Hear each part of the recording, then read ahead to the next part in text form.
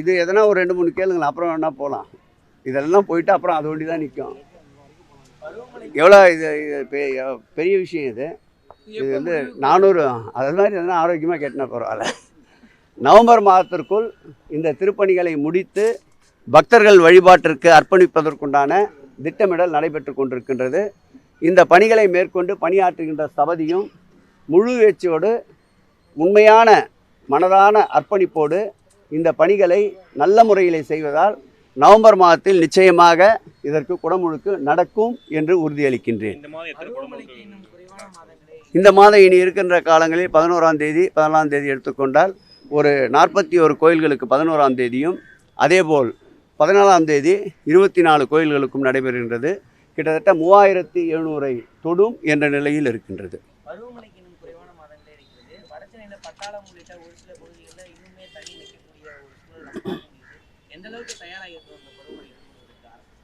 நண்பர் நல்ல ஒரு நிருபர், நல்ல கேள்விகளை கேட்கக்கூடியவர்.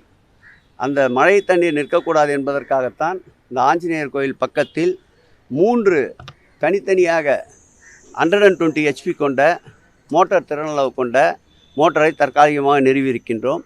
அந்த டிமலஸ் ரோடு முழுவதுமாக மழைநீர் கால்வாய் பணி நடந்து கொண்டிருக்கின்றது. போக்குவரத்தை கூட மாற்றம் செய்துவிட்டு அந்த பணிகளை துரிதப்படுத்தியிருக்கின்றோம். நேற்றைக்கு கூட நானும் மேயரும் அந்த தொகுதியுடைய சட்டமன்ற உறுப்பினரும் மாநகராட்சியுடைய ஆணையாளரும் அதேபோல் பணிகள் டிசி சிவா அவர்களும் ஒருங்கிணைந்து ஆய்வினை மேற்கொண்டோம். அது சம்பந்தமான பணிகளுடைய முன்னேற்றத்தை விரைந்து செயல்படுத்த சொல்லியிருக்கின்றோம். இந்த மாத இறுதிக்குள் எவ்வளவு நிறைவாக பணிகளை நிறைவேற்ற முடியுமோ பணியாளர்களுடைய ஷிஃப்ட்டுகளை அதிகப்படுத்த சொல்லியிருக்கின்றோம். பகல் நேரத்தில் மாத்திரமல்லாமல் 2 ஷிஃப்ட்டுகளாக ஆக்கி இரவு நேரத்திலும் பணியாற்ற பணித்திருக்கின்றோம். இந்த மழைக்குள்ளாக அந்த பணியை முடிக்கின்ற ஒரு வேகத்தை எடுத்து கொண்டிருக்கின்றோம். அந்த பணி நிறைவு பெற்றால் நிச்சயமாகவே அந்த பகுதியில் தேங்குகின்ற தண்ணீருக்கு ஒரு பெரிய ரிலீஃபாக இருக்கும். எடப்பாடி பழனிசாமி பாவம், அவர் சும்மா கேட்டுனே இருக்கிறீங்க. மதுரையில் வந்து முத்துராமலிங்க தேவருடைய பேர் ஏர்போர்ட்டுன்னு சொல்லியிருக்காரு. ஏற்கனவே முத்துராமலிங்க தேவரை போற்றுகின்ற ஆட்சி இது, புகழ்கின்ற ஆட்சி. நிச்சயமாக எதிலெல்லாம் வாய்ப்புகள் இருக்கின்றதோ அவர் சிறப்புக்கு சிறப்பு சேர்க்க என்னாலும் எங்களுடைய முதலமைச்சர் தவறமாட்டார். எம்மதமும் சம்மதமே எல்லோருக்கும் எல்லாம் என்ற கொள்கையின் அடிப்படையில் ஆட்சியை சோற்றுபவர். நிச்சயமாக அதற்குண்டான முக்கியத்துவத்தை முத்துராமலிங்க தேவனுடைய புகழுக்கு புகழ் சேர்ப்பார். 2026 தேர்தலில் 210 தொகுதிகளுக்கு மேலே அதிமுக ஜெயிக்கணும். சட்டமன்ற தேர்தலில் திமுகவுக்கும் அதிமுகவுக்கு தான் போட்டின்னு எடப்பாடி சொல்லியிருக்காரு. இதை நீங்கள் எப்படி பார்க்குறீங்க? எந்த அரசியல் கட்சியாவது நாங்கள் இந்த தேர்தலில் தோல்வியடையோம் என்று சொல்லுவார்களா? சொல்லுங்கள். அவர் கம்மியாக சொல்லிவிட்டார். 234 என்று சொல்லியிருக்க வேண்டும். பாவம் 210 நிறுத்தி கொண்டிருக்கின்றார். இந்த ஆட்சியை பொறுத்தளவில் இது மக்கள் விரும்புகின்ற ஆட்சி.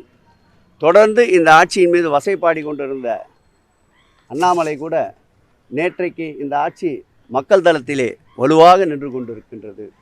இந்த ஆட்சி, இந்த கூட்டணி கட்டமைப்பு வலுவாக இருக்கிறது என்று சொல்லியிருக்கின்றார். அதிலிருந்து எங்களுடைய முதலமைச்சருடைய நிர்வாகத்திறனும் எதிர்கட்சிகளை தோழமை கட்சிகளை நடத்துகின்ற விதமும் குறிப்பாக தோழமை கட்சிகளை அரவணைக்கின்ற விதத்தால் இன்றைய தமிழக அரசியல் களத்தில் ஜாம்பவான்கள் என்று கருதப்படுகின்ற நாட்டையே ஆண்டு கொண்டிருக்கின்ற கட்சிகளை கூட அதிர வைத்திருக்கின்றார்.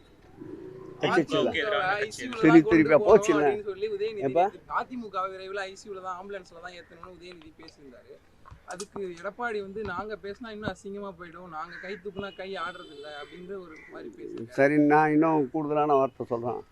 கோமா நிலையில் இருக்கிறது அதிமுக. போதுமா? போதும், நிறைய சொல்லிட்டீங்க. இப்போ அவர் தான் ஐசியூல தான் இருக்குதுன்னு சொல்லிட்டு பதில் சொன்னாரு. அதிமுகவே இன்றைக்கு கோமா நிலைக்கு தள்ளப்பட்டிருக்கின்றது. செய்திகளை உடனுக்குடன் தெரிந்து கொள்ள கீழ்கண்ட கேபிள் மற்றும் டிடிஹெச் நெட்வொர்க்குகளில் எம்நாடு செய்தி தொலைக்காட்சியை காணுங்கள். பாதகம் செய்பவரை கண்டால் நாம் பயம் கொள்ளலாகாது பாப்பா. மோதி மிதித்துவிடு பாப்பா, அவர் முகத்தில் உமிழ்ந்துவிடு பாப்பா. அண்மை செய்திகளை உடனுக்குடன் தெரிந்து கொள்ள இணைந்திருங்கள் எம்நாடு தொலைக்காட்சியுடன்.